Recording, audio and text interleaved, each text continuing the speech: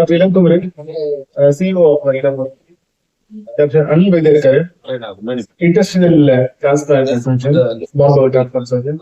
Doctor Naresh is paediatrician and also nutrition specialist.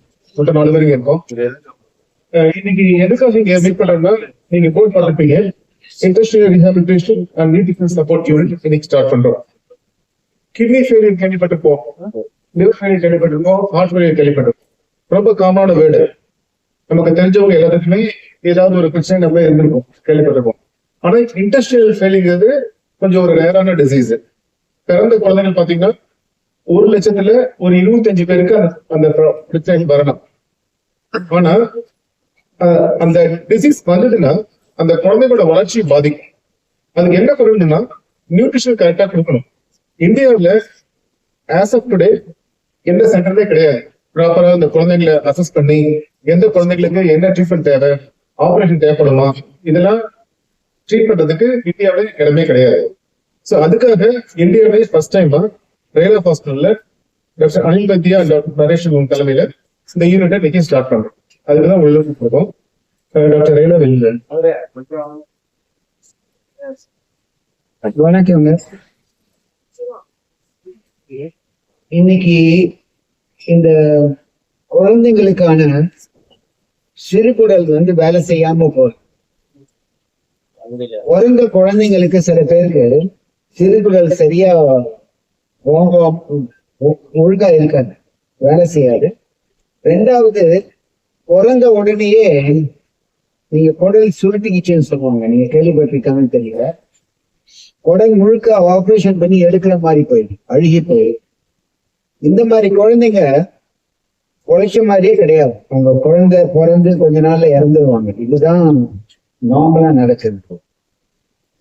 வெளிநாட்டுல மெயினா அமெரிக்கால இண்டஸ்ட்ரியல் டிரான்ஸ்பிளான்ட் பல வருஷமா பண்ணிட்டு வராங்க. நீங்க லிவர் டிரான்ஸ்பிளான்ட் நம்ம பண்றோம், கிட்னி டிரான்ஸ்பிளான்ட் பண்றோம். சிறுகுடல் டிரான்ஸ்பிளான்ட் ரொம்ப ரேர்.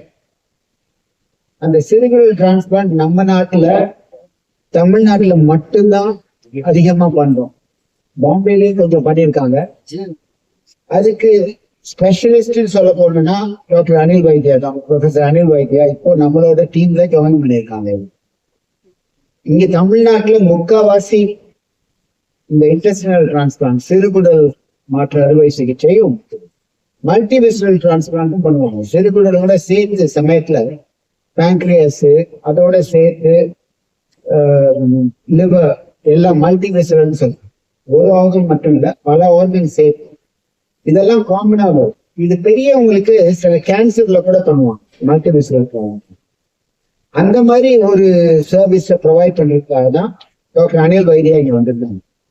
ஆனா நாங்க எப்படி யோசிக்கிறோம்னா, அதை வருமுன் காப்போங்கிற மாதிரி.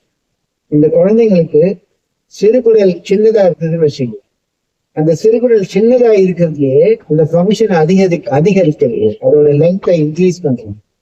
இந்த மாதிரி எல்லாம் கூட பண்ணணும்.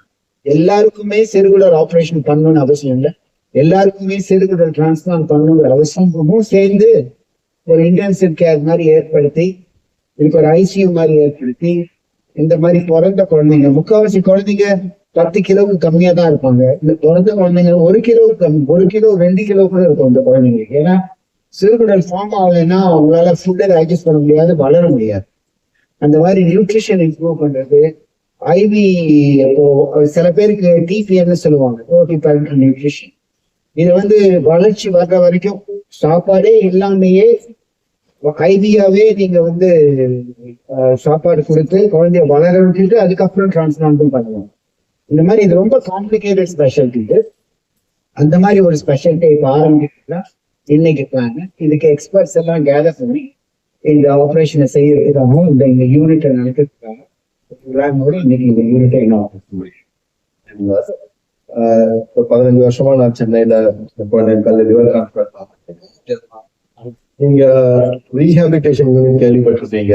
நான் மற்றபடி பிசியோதெரபி பண்ணி, ஜிம் பண்ணி, வெயிட்ட யூஸ் பண்ணி அந்த பவரை இன்க்ரீஸ் பண்றது. இன்டெஸ்டைனல் ரீஹாபிலிட்டேஷன், குடலை எப்படி நம்ம ரீஹாபிலிட்டேட் எப்படி அதோட ஃபங்க்ஷனை ஏற்கனவே சார் சொன்ன மாதிரி குழந்தைகள் பிறக்கும் போதே சில நோயோட பிறப்பாங்க. மரபணு பிரச்சனைனால ஜெனடிக் டிசார்டர் பண்ணுவோம், கஞ்சனிட்டல் டயரியா. அந்த குழந்தைங்க வந்து வாய் வழியா சாப்பிட்டாலும் ஜீரணம் ஆகாது, லூஸ் மோஷன் மாதிரி போயிடும். அவங்களுக்கு வந்து இந்த மத்த நியூட்ரிஷன் ரத்த நாளம் வழியா கொடுக்குற மாதிரி இருக்கும். அது இல்லாம இந்த ட்ரீட்டர் குழந்தைங்க அவங்க வந்து இந்த நெக்ரோடைசிங் என்ட்ரோபரைட்டிஸ், குடல் அழுகல் நோய்னு சொல்லுவோம்.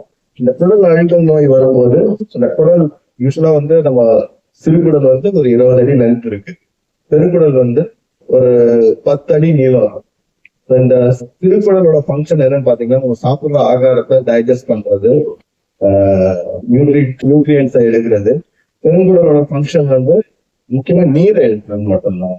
ஸோ பெருங்குடல் இல்லாம நம்ம உயிர் வாழலாம், சிறுகுடல் இல்லாம உயிர் வாழ முடியாது. பட் இந்த நெக்ரோடைசிங் என்ட்ரோபரைட்டிஸ் இந்த மாதிரி பிரச்சனையில வந்து நம்ம சிறுகுடலை வந்து ஆபரேஷன் மூலமா ரிமூவ் பண்ணும்போது குழந்தைகள் வந்து வாய் வழியா ஆகாரம் சாப்பிட்டாலும் ஜீரணம் ஆகாது, மோஷன் மாதிரி போயிட்டே இருப்பாங்க. ஸோ வாய் வழிக்கு ஆகாரம் கொடுக்க முடியும். ஸோ அவங்க வந்து டோட்டல் கன்சன்ட்ரேஷன் மொத்த சத்தும் அவங்க வந்து வெயிட் பாத்தீங்கன்னா 1 கிலோ தான் 800 கிராம் இருப்பாங்க. நம்ம இந்த இன்டெஸ்டைனல் டிரான்ஸ்பிளான்ட் பண்ணோம்னா வெயிட் வந்து ஒரு 9 கிலோ. ஸோ இந்த கேப்பை பிரிட்ஜ் பண்ணும். இந்த 1 கிலோ குழந்தைய எப்படி வந்து வளர வச்சு ஒரு 8 கிலோ 9 கிலோக்கு எடுத்துட்டு வர முடியும். எங்களுக்கு வந்து 1 வருஷம் 2 வருஷம் ஆகும். ஸோ இந்த ப்ராசஸ்க்கு வந்து பெரிய டீம் தேவை. ஒன்று வந்து இந்த குழந்தைய வளர்க்க, செகண்ட் வந்து intestinal these very, very young children to bridge to a level where they're strong enough to absorb, or then make a plan to see what is the next step for these kids, either rehabilitation or transplantation.